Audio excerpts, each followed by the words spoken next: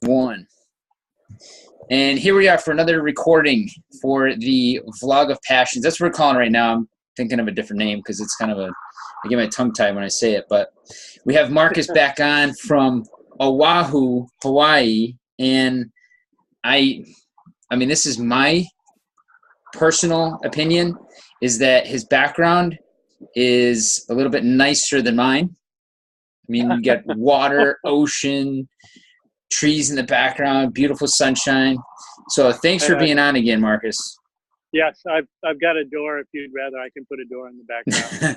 Oh no, man, definitely. It's just this way. When I stumble on my words, nobody cares because they've got something good to look at. It's an awesome scene. So real quick, I know you're busy for time, or you're pressed for time. So we talked a little the other day about just positive energy and how waking up in the morning with positive energy is it just sets your tone for the day. So I want to ask you, how do you feel when you wake up in the morning? You know, I have a good friend, and we always laugh that you can always find us because there's liquid all over the floor because our cup is so half full that it's spilling. You know, I'm just an exceedingly optimistic person. I'm cautious at times, but you know, when I wake up, I can't wait to get after the day. Just very passionate about the things I like to do for pleasure, the things I do for business. It's, you know, I'm really one of those people that work all the time. I play hard all the time, but none of it's work because I'm doing things that I really enjoy. And I've built my life that way because I wanted to. And because you can, anybody can. So, you know, first thing in the morning, I just can't wait to get to something. But it's always different. You know, I'm not one of these people that follows that routine and does everything. The one thing I can say I do every day is I always make my bed early in the morning, right? It's one of those completed tasks. And at the end of the day, I've got something nice to go back to. It's not all wadded up and messy and things like that. But that's the only thing I do really every day that's consistent. And I may jump into business.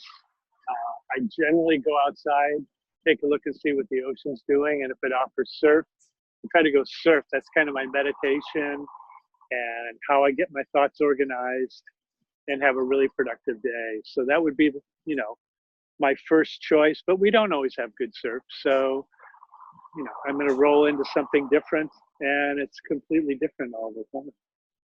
I hope that makes sense. Well, yeah, man, you go with the flow. I like the variety. Yeah, well, I like to be adaptable. You know, that I have you know, things go down the toilet with the flow. So that phrase always puts caution in me. But I like to be adaptable, and I don't like to fight the elements. I like to kind of work with the elements, and being in the ocean has taught me to be exceedingly adaptable. And I can go out in conditions that 5 years ago terrified me, and I can have a good time now because I've learned to understand what those parameters are and work with them. And that's just the same as life. The more comfortable you get with what's going on, the more adaptable you become. For sure. Adaptability. Important in all aspects of life. I agree. Absolutely. How did you get there? How did you get to the point where you wake up in the morning and you want to attack your first obstacle? You want to have your Zen time and then attack your first obstacle. How'd you get to that point? Boy, you know, I've been doing it so long, I can't go back and point at a certain point in time that I would say that I restructured my life. I've always kind of done this. I think a lot. You know, I always joke that I have too much time on my hands to think, and that gets me into trouble trying things all the time. But in actuality, it really satisfies curiosity. I'm not one of those people with much of a bucket list. There's some things I still want to do, but I just do them. You know, I like setting goals and then achieving goals. And, you know, I don't have time to, well, I guess I can say, you know, about 35 years ago, I was having some health problems. and multiple doctors couldn't diagnose what was going on. And I'd had a good friend in the exotic animal business that died of a disease that the CDC put a number on. And since I'd done so much business with them, in the back of my mind, I kept thinking, that's probably me. That's probably me. And it wasn't. What I had was something not real common, but when the right doctor spotted it, he goes, oh, you have this. And we were able to deal with it, and everything was fine. And that's when I wrote down everything that I'd been putting off. I went out and got a pilot's license. I got a bareboat charter's license. I started martial arts. All these things I said I'm going to do one day, I just started doing them rather than putting them on a bucket list format. And ever since then, whenever the opportunity arises, I do things. When my youngest daughter moved out, I moved over here. I promised myself I would move to a warm ocean, and I just did.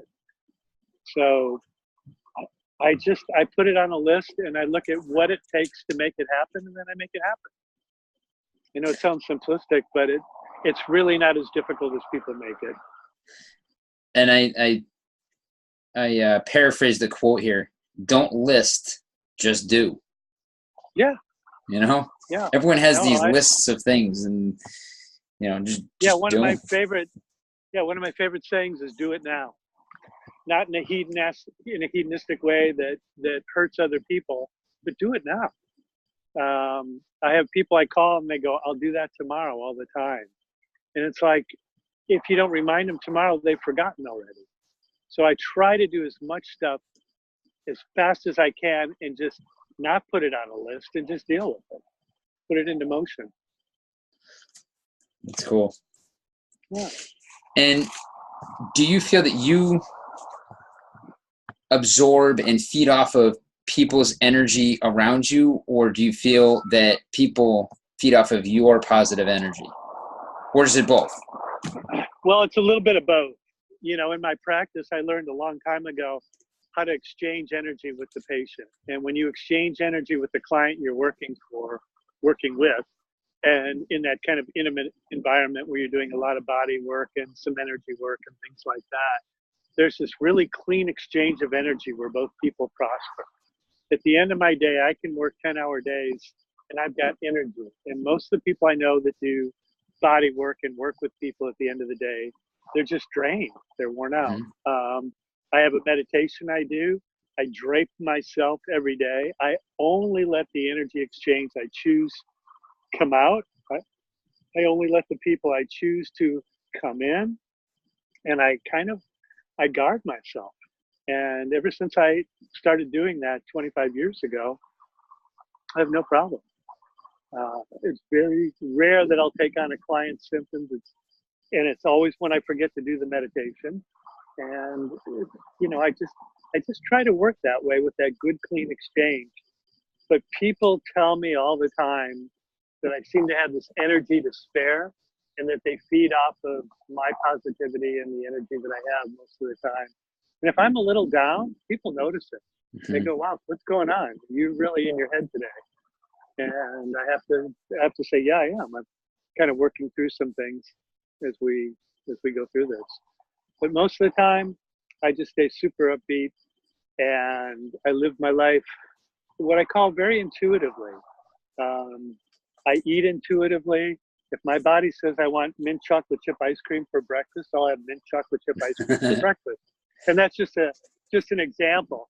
But the mint has a diaphoretic dispersing property, and the dark chocolate has, an antioxidant property. And I look at it that my body is asking for and craving for that. And I don't allow myself to eat a whole Haagen-Dazs container, but I'll have a few bites, and I'll let my body be satisfied with what it's asking for. I do the same thing in life. When I get up in the morning, I just kind of have a little talk with myself. What do we want to do today? How do we want to approach this? And a lot of time I stay away from email, text messages, and social media first thing in the morning, because I find it can sidetrack you. And everybody is really hooked on it. I always come back to it at some point in the day. But if I get that 2 hours in the morning for myself, that Zen time, a little physical activity, surfing, when I come back, I can do in 20 minutes what normally I could get bogged down with for 2 or 3 hours. So if I had anything I could suggest to somebody, it's like put that stuff off for an hour or two. Get some time for you, get your head clear, and then go tackle all that. Stellar advice. Stellar advice. So thank you. I appreciate you getting on here again. And I know you're going to be preparing for the surf coming in tomorrow morning. Oh, absolutely. Yeah, I may even go out tonight. There's a few good waves, but tomorrow morning should be epic. That's awesome, man. Yeah. Well, like I said, hopefully we can get on to another call. Just continue to share your energy, the products, the businesses that you have going on, and we'll anytime, Chad. It's always fun. Thank you very much. I appreciate it. Yeah, no, I appreciate it. Appreciate it. So we'll text back and forth, and we'll set up another time to get on here. Sounds good. You keep doing the good work you're doing. Oh, thank you, Marcus. Yeah. All right. Aloha. Aloha.